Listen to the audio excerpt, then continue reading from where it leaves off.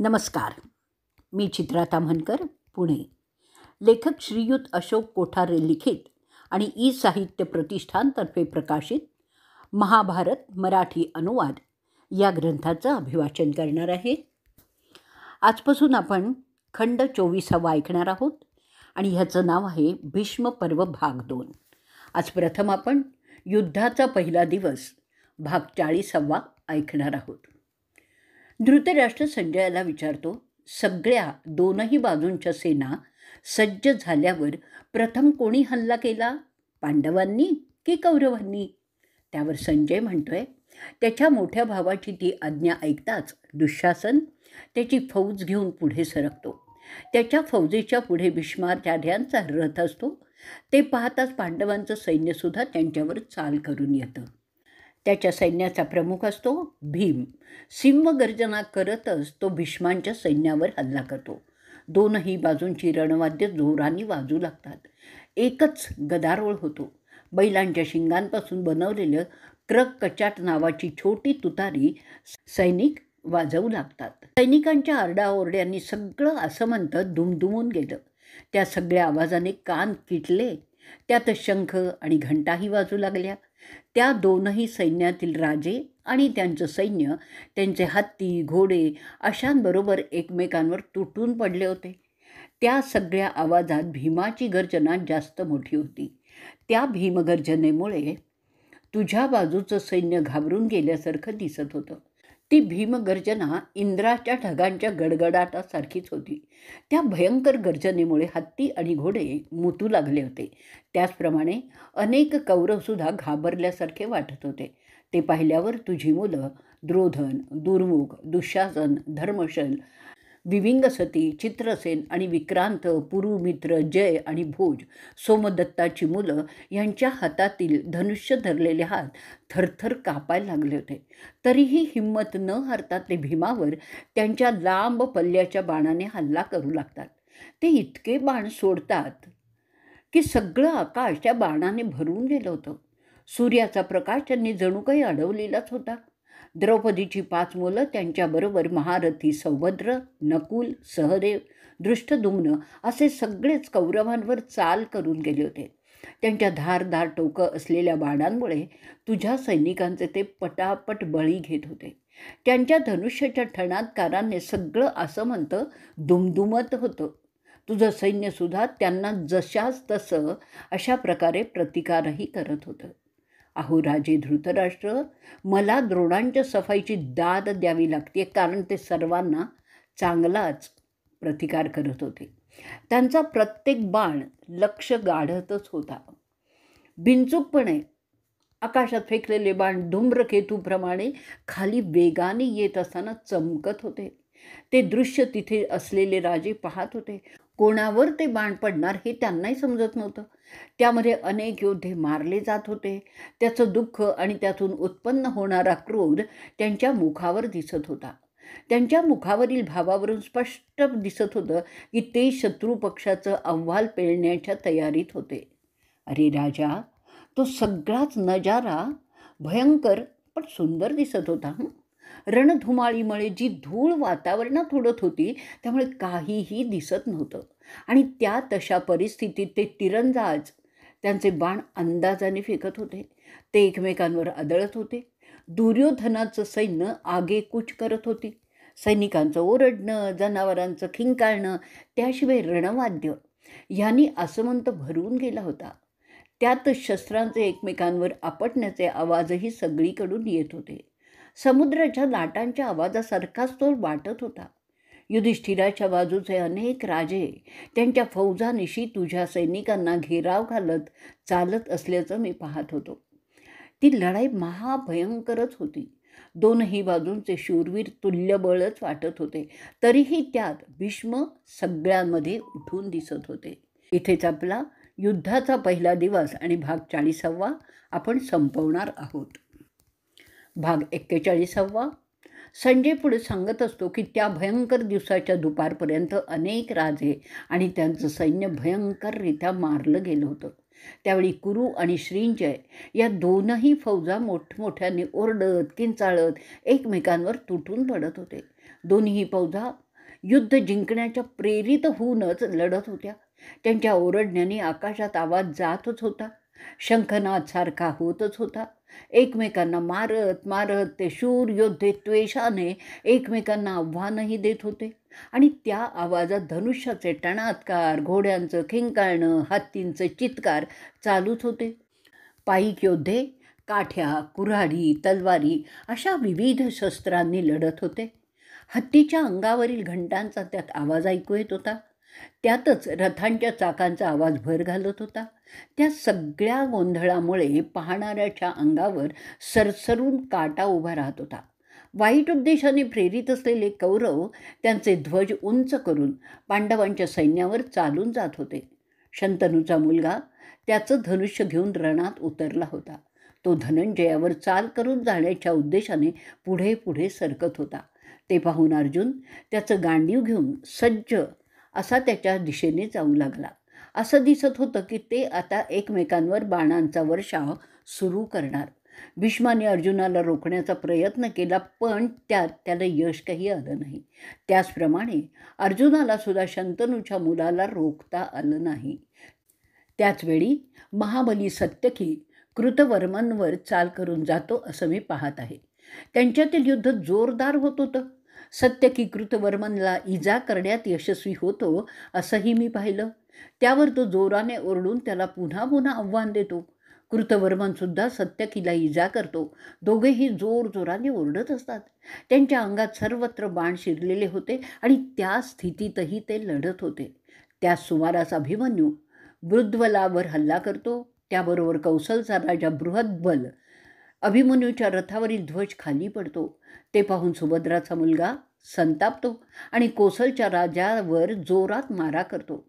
बृहद्बलाचा ध्वज खाली पाडतो. त्यांच्या रथाचं संरक्षण करणाऱ्याला तो ठार मारतो. अशा रीतीने ते दोघेही एकमेकांना बाणांच्या माऱ्याने थकवण्याचा प्रयत्न करत असतात. भीमसेनाचं लक्ष आहे तुझा मुलगा दुर्योधन. त्याच्या दिशेने तो जायला लागतो. ते दोघेही मोठे बलाढ्य रथीच आहेत. ते एकमेकांना पकडण्याचा प्रयत्न करत असतात. त्याचवेळी ते एकमेकांवर बाणांचा वर्षावही करत असतात. ते त्यांचं सगळं युद्ध आकाशातील देव ऋषी पाहतच आहेत. दुःशासन त्याचवेळी नकुलावर चाल करून जातो. त्याच्यावर बरेच तीक्ष्ण धार असलेले बाण मारतो. ते सगळे नकुल शिताफीने उलटवतो आणि त्याच्याकडे पाहत असतो. त्यामुळे तो कौरव आणखीनच चिडतो आणि आणखीनच वार करायला लागतो. नकुल सहजपणे त्याच्यावर 26 बाण असे मारतो की तो खाली पडावा. पण त्याचवेळी दुःशासन नकुलाचा एक घोडा घायाळ करतो. दुर्मुख मोठ्या आवेशाने सहदेवावर हल्ला करतो. त्याच्यावर बाणांचा वर्षाव करत असतो. त्यावेळी सहदेव असे काही बाण मारतो की दुर्मुखाचा रथ उलटतो आणि तो जमिनीवर कोसळतो. त्यांचं ते द्वंद्व फारच भयानक होतं. कोणीही मागे हटायला तयारच नव्हतं. युधिष्ठिर मद्र देशाच्या राजावर चाल करून जातो. मद्र देशाचा राजा एका झटक्यात युधिष्ठिराच्या धनुष्याची दोरच तोडतो. त्याबरोबर तो कुंतीचा मुलगा ते धनुष्य टाकून दुसरं घेतो. तो ह्या जास्त मजबूत धनुष्याने मद्रच्या राजावर बाण मारतो असे की त्याची कोंडी होते. इकडे दृष्टद्युम्न द्रोणांवर चाल करून जातो. द्रोण त्याच्या मजबूत धनुष्याचे तुकडे तुकडे करतात. त्याचवेळी ते पांचालाच्या राजपुत्रावर एक असा भारी बाण फेकतात की तो त्याच्या अंगात घुसतो. त्याने न डगमगता तो द्रुपद द्रोणांवर जोराचा मारा करतो. ते दोघेही एकमेकात चांगलेच गुंतलेले होते. त्यांचं द्वंद्व भयंकर होतं. त्याचवेळी शंख आणि सोमदत्ताचा मुलगा लढायला लागले होते. तो त्याला म्हणतो, अरे राजा थांब थांब. सोमदत्ताचा मुलगा शंखाच्या अंगावर वार करतो. त्यांचं द्वंद्व देव आणि दानवांच्या द्वंद्वासारखंच झालं. महारथी धृष्टकेतू मोठ्या वेगाने रणभूमीत शिरतो. तो वल्लिकावर चाल करून जातो. ते पाहून वल्लिक सिंहगर्जना करतो. त्याच्या त्या ओरडण्याने धृष्टकेतूचा तर धीरच सुटतो. त्याच्यावर असंख्य बाण तो फेकत राहतो. छेड्डीचा राजा धृष्टकेतू त्याला वर्मी घाव घालतो आणि जखमी करतो. चिडलेल्या हत्तीसारखं त्याचं वागणं होतं. ते लढत असताना जोरजोराने ओरडत होते. भयंकर चिडलेलेही दिसत होते. घटोत्कच राक्षस अलमवुवाशी अतिशय क्रूरपणे लढत होता. ते द्वंद्व शक्र आणि वल यांच्या द्वंद्वासारखंच भयंकर होतं. घटोत्कच अलमवुषावर 90 धारदार भाले फेकतो. अलमवुष हा सुद्धा भीमाच्या मुलावर तसेच वार करत असतो. त्या जखमांनी भरलेले ते दोघेही दुसरे इंद्र आणि वली असे त्या रणभूमीवर शोभत होते. काही वेळानंतर शिखंडी द्रोणाच्या मुलावर चाल करून गेला. तो संतापलेला शिखंडी त्या जखमांनी भरलेल्या अवस्थेत अश्वत्थामाला आव्हान देतो. त्याच्यावर एक भाला मारतो, ज्यामुळे अश्वत्थामा हादरतो. त्यांचं द्वंद्व त्या स्थितीत चालू राहतं. भागदत्तावर विराट त्याच्या सैन्यानिशी चालून जातो. विराट त्यांच्या धनुष्यातून असंख्य धारदार बाण भागदत्तावर मारतो. त्या दोघांची सैन्य जोरात लढत होती. मेलेल्या माणसांचे ढीग रणभूमीत पडलेले होते. भागदत्ताचं बाण पावसासारखे विराटाच्या सैन्यावर येऊन पडत होते. शरद्वताचा मुलगा कृपाचार्य बृहदक्षावर चालून जातो. तो कैकेयाचा राजा आहे. कृपाचार्यांनी बृहदक्षत्राच्या रथाला चहूबाजूंनी बाणांनी घेरलेलं होतं. बृहदक्षत्र काही कमी नव्हता. तो सुद्धा कृपाचार्यांना बाणानेच बेजार करतो. त्याच्या बाणांनी त्याचे घोडे घायाळ होतात आणि ते एकमेकांचं धनुष्य मोडून टाकतात. त्यानंतर ते रथातून उतरून तलवारीने लढू लागतात. त्यांचं ते द्वंद्व पाहण्यासारखंच होतं. राजा द्रुपद मोठ्या रागाने जयद्रथावर हल्ला करतो, जो सिंधचा राजा आहे, कौरवांच्या बहिणीचा नवरा. जयद्रथाच्या 3 बाणाने द्रुपद जखमी होतात. द्रुपदांनी लांब पल्ल्याचे भाले फेकून जयद्रथाला घायाळ केलं. ते द्वंद्व तर फारच भयंकर होतं. युद्ध पाहणाऱ्यांना ते द्वंद्व समाधान देत होतं. विकर्ण, तुझा मुलगा, त्याची फौज घेऊन सुतसोमाच्या फौजेवर चाल करून गेला. जरी विकर्ण सुतसोमाला अनेक बाणांनी मारतो, पण त्याला हरवू काही शकत नाही. सुतसोमसुद्धा विकर्णाला हरवू शकत नाही. पांडवांसाठी चेकितन सुसर्मनावर हल्ला करतो. दोघेही तुल्यबळच आहेत. सुसर्मन चेकितनाचा हल्ला परतवतो अगदी यशस्वीपणाने. दोघेही एकमेकांवर बाण मारून चांगलंच युद्ध करतात. मोठी हिंमत असलेला गांधारचा राजा शकुनी प्रतिविंध्यावर चाल करून जातो. तो युधिष्ठिराचा मुलगा आहे. त्यांचं द्वंद्व असं होतं जसं काही सिंह आणि हत्ती लढत आहेत. त्या लढाईत प्रतिविंध्य शकुनीला घायाळ करतो. प्रतिविंध्याचं धारदार बाण त्यांच्या अंगात घुसले होते आणि ते युद्ध असं होतं की जसं इंद्र आणि दानवच लढत आहेत. शकुनीने सुद्धा प्रतिविंध्याला बाणाने जेरीस आणलेलं होतं. श्रुतवर्मन सहदेवाचा मुलगा तिथे घुसला आणि सुदक्षिणाशी लढण्यासाठी तो आला. सुदक्षिणा कंबोजचा राजा आहे. सुदक्षिणाने त्याच्यावर जोराचा मारा केला, परंतु तो श्रुतवर्मनला काही हटवू शकला नाही. रागावलेला श्रुतवर्मन सुदक्षिणावर बाणांचा मारा करून त्याला जबर जखमी करतो. इर्वान श्रुतायुषावर चालून जातो. अर्जुनाचा तो मुलगा प्रतिस्पर्ध्यांच्या रथाचे घोडे मारतो. त्यानंतर मोठ्यांदा गर्जना करतो. त्यांचं ते युद्ध पाहणारे कौतुकच करतात. तो सुद्धा अर्जुनाच्या मुलाच्या रथाचे घोडे मारून टाकतो. अवंतीचे 2 राजपुत्र विंद आणि अनुविंद कुंतीभोजाच्या रथाकडे जातात. त्याला आव्हान देतात. कुंतीभोजाबरोबर त्याचे पुत्रही होते. त्यात त्या अवंतीच्या राजपुत्राचं धाडस खरोखरीच पाहण्यासारखं होतं. ते त्यांची मोठी फौज घेऊन लढत होते. अनुविंद कुंतीभोजावर गदा फेकतो, परंतु कुंतीभोज बाणांच्या मदतीने ती डावलतो. दोनही बाजूंनी हाणामारी होते. तुल्यबळ असल्यासारखंच वाटतं. ती लढाई देखील पाहण्यासारखीच होती. कैकेया बंधू गांधार राजपुत्रांची लढतात. असंख्य वीरजात मारले जातात. तुमचा एक मुलगा वीरबाहू विराटाच्या मुलाबरोबर म्हणजे उत्तराबरोबर लढत होता. त्याने उत्तराला बरेच बाण मारले. उत्तरासुद्धा त्याला बरेच बाण मारतो. छड्डीचा राजा शकुनीच्या मुलावर म्हणजेच उलुकावर चालून जातो. दोघेही एकमेकांना बाणाने जखमी करतात. त्यांचं द्वंद्व कमालीचं भीषण होतं. पाहणाऱ्याला तर भीती वाटावी असंच ते होतं, परंतु कोणीही कोणाला बाद काही करू शकलं नाही. दोघेही जबरदस्त जखमी झाले होते. त्या दिवशी पुष्कळ द्वंद्व झाली. त्याशिवाय पायी, घोडेस्वार, हत्तीस्वार असेही बरेच वीर लढले आणि त्यापैकी काही यमाकडे पण गेले. हे युद्ध अधिकाधिक गुंतागुंतीचं झालं, कारण कोण कोणाविरुद्ध लढतंय ते न समजताच ते वीर लढत होते, कारण ते सगळे एकमेकांचे आप्तसुद्धा होते. एकच गोंधळ झालेला होता. स्वर्गीय सिद्ध, चरण, ऋषी त्यांचे साथीदार होते. ते देव आणि दानवातील युद्ध होतं असंच ते जाणत होते. हजारो हत्ती आणि रथही त्यात गुंतलेले होते. इथेच आपण भाग 41 संपवणार आहोत. भाग 42 संजय पुढे सांगतो, अहो राजा, मी आत्ता तुम्हाला त्या शेकडो वीरांच्या लढण्याचं वर्णन करून सांगतो. ते पायीक आहेत. लढताना ते कोणाशी लढतात ते पाहतच नव्हते. राजाला सुद्धा एक सामान्य पायीक आव्हान देत होता. काकाशी पुतण्या लढत होता, मामाला त्याचा भाचा मारत होता, मित्रावर मित्र हल्ला करत होता. जो प्रतिस्पर्धी म्हणून पुढे येईल त्याला मारायचं असं धोरण सगळेच बाळगून होते. अशी होती युद्धनीती त्या समरात. पांडव आणि कौरव अशा प्रकारे एकमेकांवर तुटून पडत होते, जसे काही त्यांना दैत्यांनीच पछाडलेलं आहे. अनेक योद्धे लढता लढता रथातून खाली पडून मरतही होते. सगळ्यांच्या डोळ्यात खून दिसत होता. अनेकांच्या रथाखाली चिरडून चिंधड्या होत होत्या. रथाची चाकं एकमेकात अडकून कित्येक रथ उलटून पडत होते. काही सैनिकांच्या टोळ्या प्रतिस्पर्ध्यांच्या टोळीवर हल्ला करून त्यांनाही मारत होते. सगळे शत्रू पक्षाच्या सैनिकांचा खून पिण्यासाठी जणू काही उतावीळ झाले होते. प्रचंड आकाराचे हत्ती एकमेकांवर आदळत होते. त्याचवेळी त्यावरील अंबाऱ्याही कोसळून खाली पडत होत्या.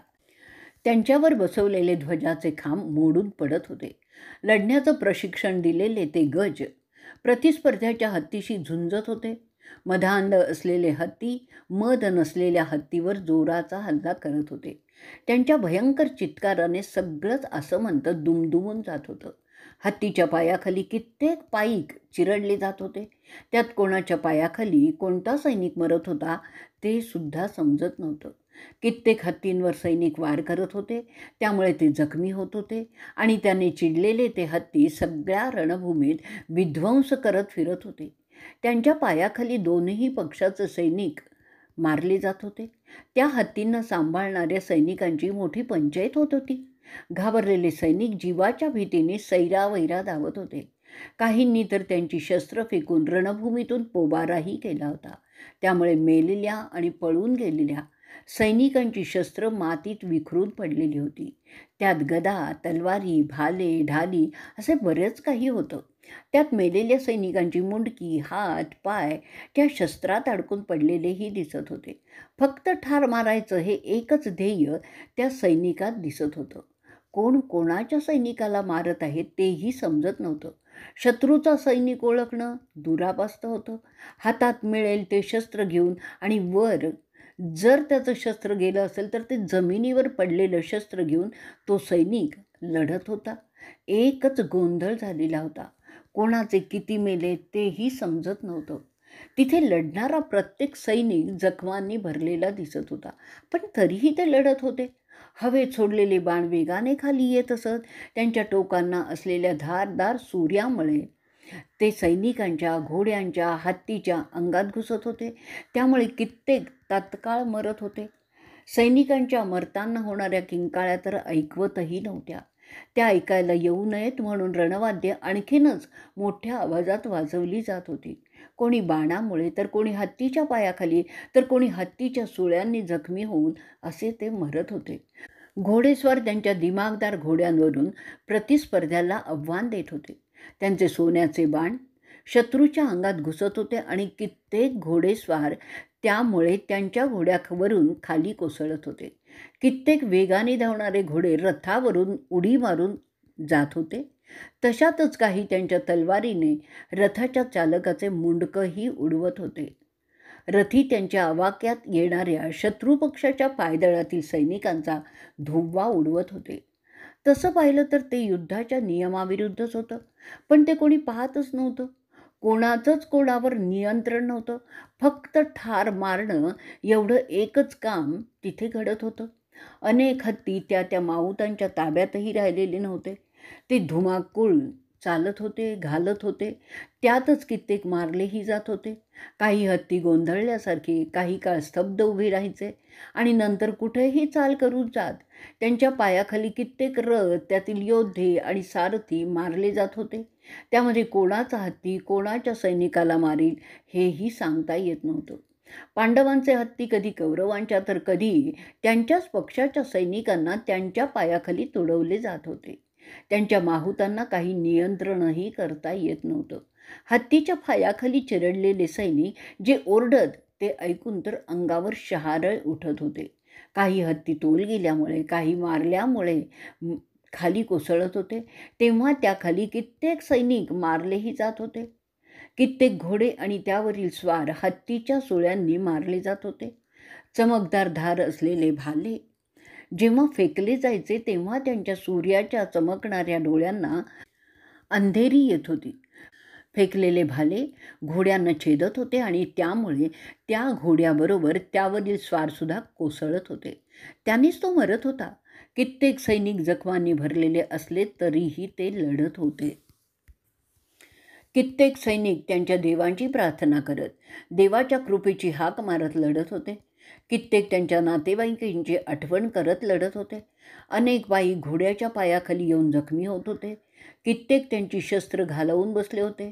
कित्येक त्यांच्या मृत सहकार्यांच्या प्रेतात बसलेले होते. त्यांच्या जखमा पाहत होते. काही मरण्याची वाट पाहत विव्हळत होते. कित्येक तहानेने व्याकुळ झालेले पाण्यासाठी कुठे मिळतंय का म्हणून इकडे तिकडे पाहत होते. काही शेवटचे क्षण मोजीत रणभूमीत शांतपणे पडलेले होते. कित्येक सैनिक खाली मरून पडलेल्या सैनिकांच्या अंगावर पाय देत देत पुढे जात होते. त्यांना माहीत नव्हतं की तो शत्रूच्या प्रेतावरून जात आहे की मित्र पक्षाच्या प्रेतावरून जात आहेत. सगळीकडेच विव्हळण्याचे आवाज ऐकू येत होते. काही भागात प्रेतांचा ढीग पडलेला होता, तिथे कोणी लढत नव्हतं. काही शूर योद्धे क्षत्रिय त्यांना झालेल्या जखमांमुळे नाउमेद न होता जमेल तसं ते लढत होते. ते त्यांच्या जखमांमुळे विव्हळत सुद्धा नव्हते.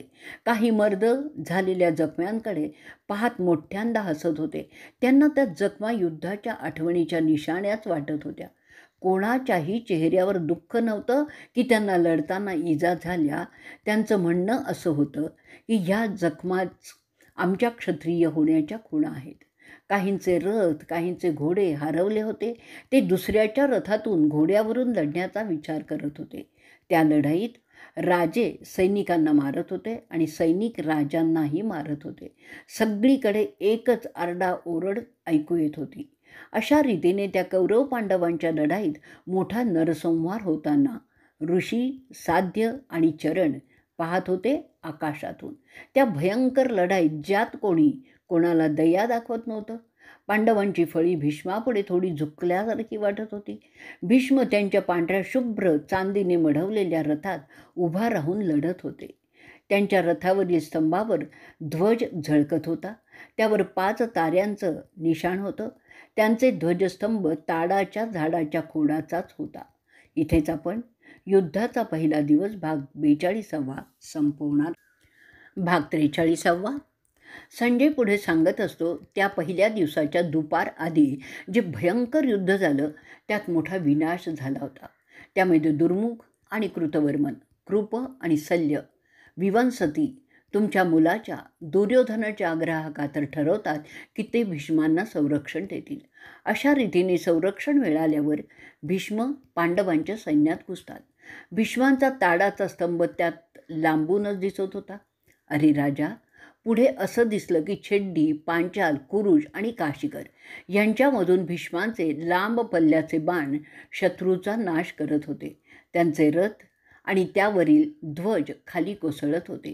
त्यात मिळालेल्या यशामुळे भीष्म रथातच नाचत होते. त्यांच्या वाटेत येणाऱ्या हत्तीवर ते वार करत होते. त्यांच्या नाजूक भागावर, ज्यामुळे ते प्रचंड हत्ती मोठ्यांदा किंचाळत असत. ते पाहून रागावलेला अभिमन्यू भीष्मांच्या रथाकडे सरसावला.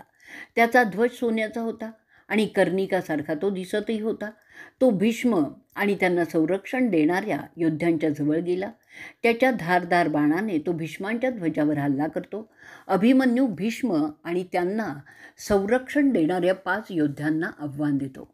कृतवर्मनला बाण लागतो. शल्य आणि इतर पाचांना सुद्धा तो 9 बाण मारतो. त्यानंतर एक बरोबर नेम धरून मारलेल्या बाणाने तो त्याच्या प्रतिस्पर्ध्या सोनेरी स्तंभ पाडतो. दुसऱ्या बाणाने एका दुर्मुखाचं सारथी मारतो. दुसऱ्या बाणाने तो कृपाचार्यांच्या धनुष्याचं टोक मोडून टाकतो. त्याशिवाय तो महायोद्धा अनेक बाण मारून सगळ्यांनाच बेजार करतो. त्याची ती तिरंदाजी पाहून देवसुद्धा प्रसन्न झाले होते. त्याची तिरंदाजी पाहून तिथे लढणारे सगळेच योद्धे त्याची तारीफ करत बोलतोयत की तो अर्जुनाचा पुत्र शोभतो. त्याच्या धनुष्याचा टणात्कार गांडीवासारखाच वाटत होता. भीष्म ते पाहून त्याच्यावर चाल करून जातात. ते अभिमन्यूला 9 बाण मारतात. त्यानंतर ते अभिमन्यूचा ध्वज पाडण्याचा प्रयत्न करतात. त्याशिवाय त्याच्या सारथ्याला सुद्धा इजा करतात. त्याचवेळी कृतवर्मन, कृप आणि शल्य अभिमन्यूवर हल्ला करतात. तरी ते अर्जुनाच्या मुलाचा पाडाव काही करू शकत नाहीत. मनैका पर्वतासारखा तो त्यांना तोंड देतच उभा होता. जरी त्या 6 जणांनी त्याला घेरलेलं होतं तरीही तो न डगमगता त्यांच्यावर बाणांचा वर्षाव करत होता. त्यांच्या त्या भडीमारामुळे ते बेचैन झाले होते आणि त्याच वेळी अभिमन्यू जोराने एक सिंहगर्जना करतो. ते त्याचे युद्ध कौशल्य पाहून सगळे प्रसन्न झालेले होते. भीष्मसुद्धा त्याची तारीफ करत होते. भीष्म त्याच्यावर काही बाण मारतात पण तो ते लगेचच तोडून टाकतो. त्यानंतर तो नेमबाज 9 बाण मारून भीष्मांचा ध्वज खाली पाडतो. ते पाहून सगळेच राजा टाळ्या वाजवून त्याचं कौतुक करतात. तो ताडाचा ध्वजस्तंभ जोराने आवाज करत जमिनीवर कोसळतो. ते पाहून भीष्मांचा अभिमान दुखावला जातो आणि ते जोरांदा ओरडतात. त्यानंतर त्या दोघात मोठं घनघोर युद्ध होतं. त्यात भीष्म त्यांच्याकडील दैवी शस्त्र वापरतात. त्याने भीष्म अभिमन्यूला बाणाच्या पिंजरात अडकवून ठेवतात. ते पाहून पांडवाचे महाबलशाली योद्धे अभिमन्यूच्या मदतीसाठी धावले. त्यात विराटाचा मुलगा, कैकेयबंधू, सत्यकी, दृष्टद्युम्न असेही होते.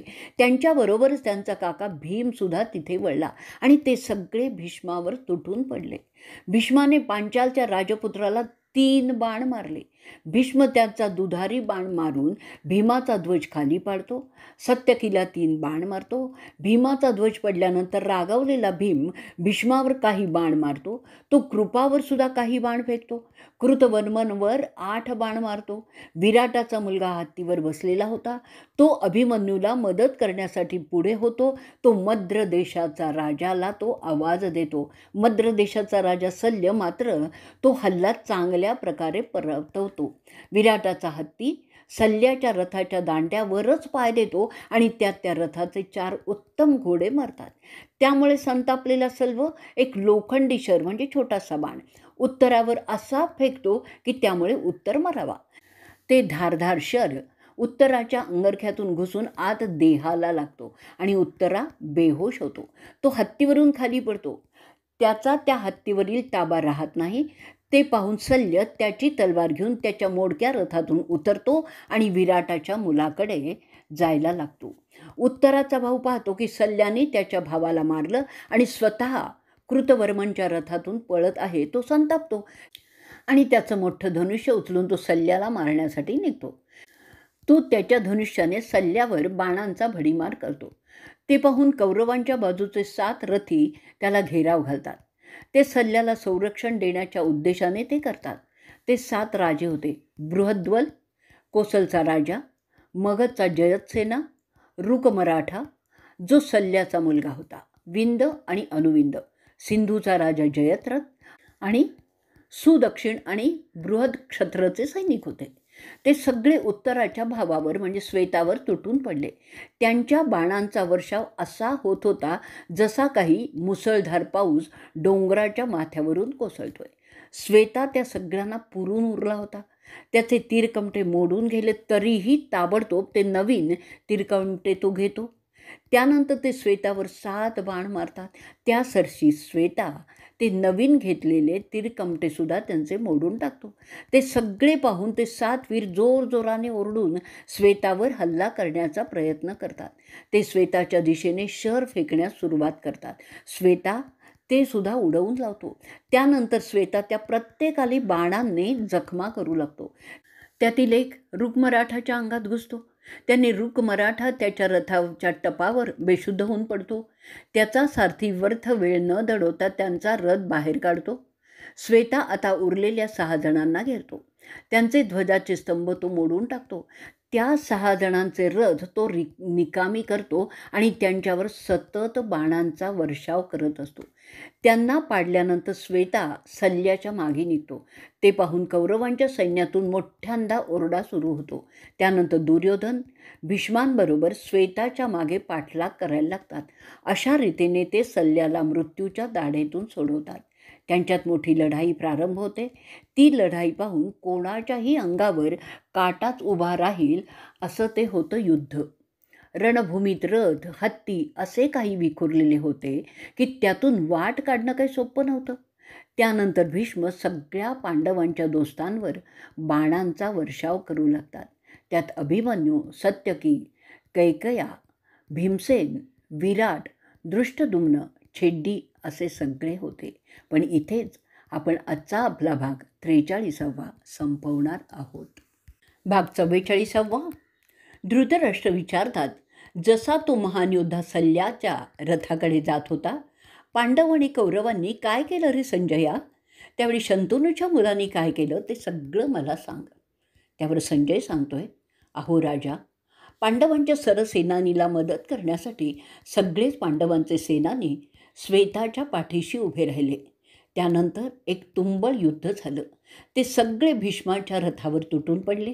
त्या भयंकर युद्धाचा वृत्तांत मी आता तुम्हाला सांगतो. भीष्माने त्याच्या अधिकारात असलेल्या अनेक रथांचा वरचा भाग रिकामा केला. त्यानंतर तो प्रतिस्पर्ध्यांच्या रथावर बाणांचा वर्षाव करू लागला. त्यामुळे अनेकांची डोकी उडवली गेली. तो सूर्यासारखा चमकणारा आकाशात बाण सोडत होता. त्यामुळे सारं आकाश अंधकारमय झालं होतं. त्याच्या माऱ्यामुळे त्याच्या भोवती जमलेले त्याचे शत्रू पळून जात होते. त्या धमासान युद्धात बरेच वीर मारले गेले.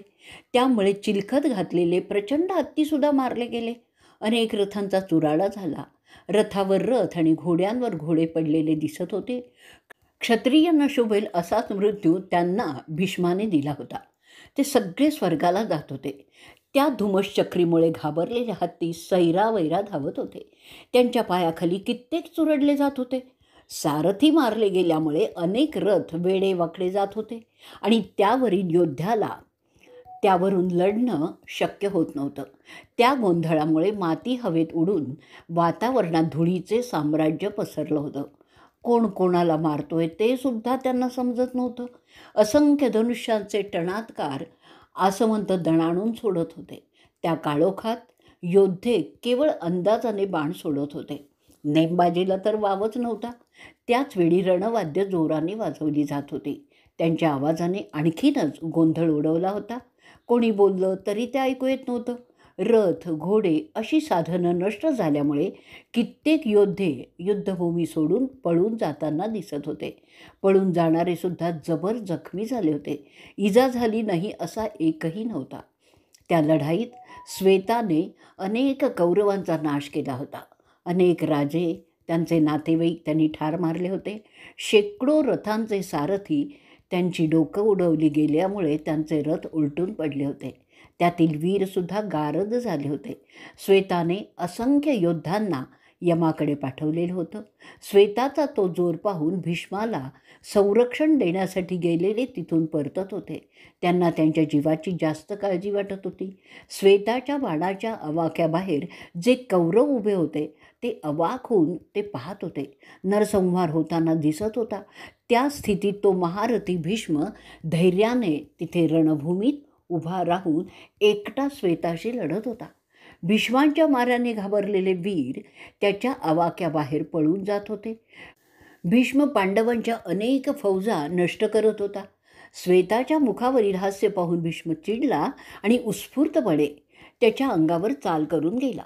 भीष्माच्या विविध प्रकारच्या बाणांनी श्वेताला घेरलं होतं. ते दोघेही एकमेकांवर चालून गेले जसे चिडलेले वाघ जातात. श्वेताने भीष्मांना बाणांच्या पंजऱ्यात कैद करण्याचा प्रयत्न केला. ते असे लढत होते की जणू काही एकमेकांचा जीव ते घेणारच आहेत. भीष्मांची क्षमताच अशी होती की तो एका दिवसात सगळ्या पांडवांचे सैन्य खतम करू शकत होता, परंतु श्वेतामुळे ते शक्य झालं नाही.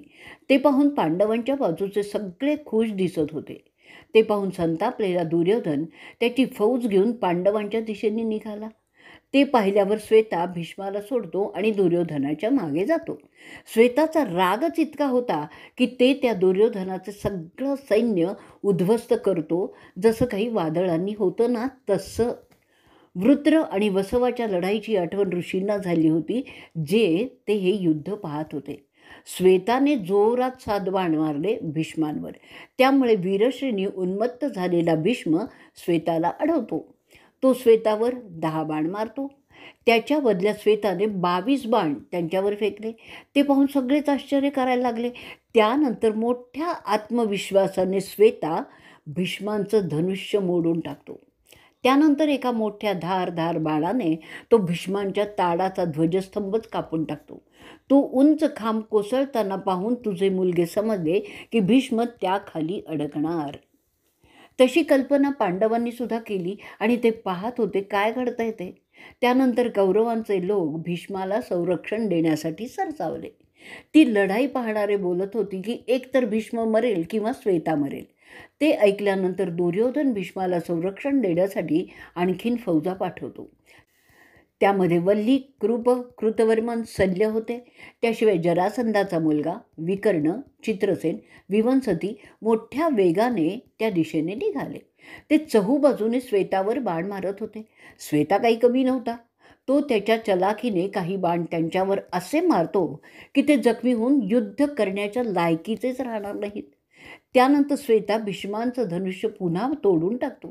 त्यानंतर भीष्म आणखीन एक धनुष्य घेतो आणि श्वेतावर बाण फेकतो. त्यामुळे चिडलेले पांडवांचा सरसेनापती भीष्मांवर चाल करतो. त्याला अनेक जागी जखमा करतो. ते सगळे पाहत राहतात.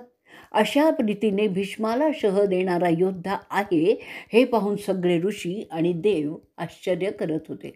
ते पाहून दुर्योधन भलताच बेचैन दिसत होता. सगळ्यांना वाटतं की आता भीष्माला श्वेता ठार मारणारच आहे.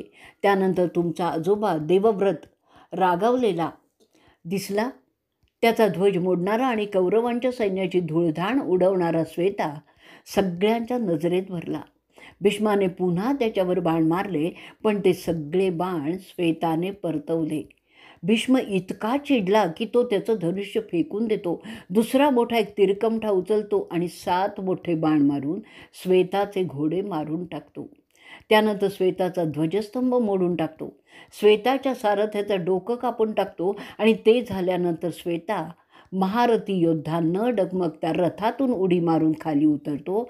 त्याच्यावर भीष्म सतत बाणांचा वर्षाव करत असतो.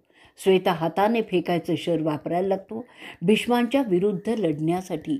त्यानंतर मोठ्या आवाजात तो योद्धा भीष्माला म्हणतो, थोड्या वेळ थांब, मी काय करतोय, असं बोलून तो सापाचं विष असलेले शर भीष्मांवर फेकतो. भीष्म न घाबरता ते शर त्याच्या बाणाने तोडून टाकतो. ते पाहून तुझे सगळे सैनिक आनंदाने ओरडायला लागतात. त्याचे सगळे शर भीष्माने तोडल्यामुळे तो क्षत्रिय संतापाने विवेकहीन होतो. तो तरीही हसत हसत गदा घेतो आणि भीष्माला आव्हान देतो. तो गदाधारी साक्षात यमच वाटावा असं होतं. तो गदा घेऊन भीष्मांवर चाल करून जातो. त्यांचं फटके अडवत अडवत भीष्म रथातून उतरतो. श्वेता रागाच्या भरात त्याची गदा भीष्मांच्या रथाच्या दिशेने फेकतो. भीष्माला मारण्यासाठी फेकलेली गदा रथावर आदळल्यामुळे त्या रथाचा नाश होतो. ती मंतरलेली असल्यामुळे त्याबरोबर तो रथही जळून खाक होतो. त्यात भीष्मांचा ध्वज आणि स्तंभ दोन्हीही जळून जातात. भीष्म आता जमिनीवर युद्ध करण्यास सज्ज होतो. त्याला मदत करण्यासाठी शल्य आणि इतर योद्धे पुढे होतात. भीष्म त्यांच्या रथातून श्वेताच्या दिशेने चालू लागतो. त्याचवेळी भीष्माला आकाशातून एक मोठा आवाज येतो. तो स्वर्गीय आवाज त्याच्या भल्यासाठीच होता. तो आवाज त्याला सांगतो की अरे भीष्मा, वेळ दवडता त्याला मार. यावेळी मारलंस तरच तुझा विजय होईल. ते ऐकल्यावर भीष्माला जोर येतो आणि श्वेताला आता तो मारू शकतो ते तो समजतो. पांडवांपैकी कित्येक जण त्याच्या मदतीला धावले. त्यात सत्यकी, भीम, दृष्टद्युम्न, केकया बंधू, दृष्टकेतू आणि अभिमन्यू असे होते.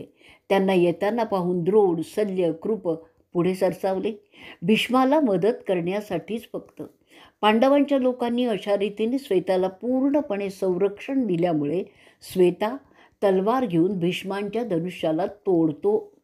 भीष्म समजतो की ही वेळ गेली तर श्वेताला तो मारू शकणार नाही, म्हणून तो दुसरा तीरकमठा घेऊन नेम धरून बाण मारतो. श्वेताच्या दिशेने मारणार तो ते पाहतो की भीम त्याच्या दिशेने येत आहे. भीमसेन भीष्माला 6 बाण मारतो. त्याला उत्तर म्हणून देवव्रत त्याच्यावरही काही बाण फेकतो.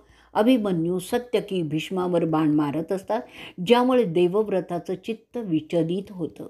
सत्यकीसुद्धा भीष्मावर बाणांचा वर्षाव करायला लागतो. त्या सगळ्या योद्ध्यांना आवरत भीष्म श्वेताकडे सरकत होते. भीष्म ब्रह्मास्त्र असलेला तो बाण काढतो, फक्त श्वेताला मारण्यासाठी. आकाशातील देव, ऋषी, उरग हे सगळे ते पाहत असतात. पाताळातून पिशाच्चसुद्धा ते युद्ध पाहत असतात. तो ब्रह्मास्त्र असलेला बाण श्वेताच्या चिलखतातून आरपार जाऊन जमिनीत घुसतो. त्यावेळी सूर्य मावळतीकडे झुकलेला असतो आणि श्वेता मरतो. ते पाहून पांडवांच्या बाजूचे सगळेच कष्टी होतात. दुसऱ्या बाजूला कौरवांच्या टोळीत आनंद दिसतो. ते मोठमोठ्यांदा जोरजोराने आनंद व्यक्त करण्यासाठी ढोलकी वाजवायला लागतात. त्याच्या मृत्यूने शिखंडी आणि इतर सगळे पांडव चिंता करू लागतात. त्यांचा सरसेनानी कामी आला म्हणून धनंजय आणि कृष्ण त्या दिवशीचं युद्ध थांबवण्याचा निर्णय घेतात. त्या दिवशीच्या लढाईवर सगळे चर्चा करू लागतात आपापल्या तंबूत जाऊन. इथेच आपला भाग 44वा संपलेला आहे. एक जाता जाता टीप देणार आहे. श्वेता हे जे नाव आहे ते खरं तर श्वेता आहे. तो विराटाचा मुलगा आणि मत्स्य सेनेचा सरसेनानी होता.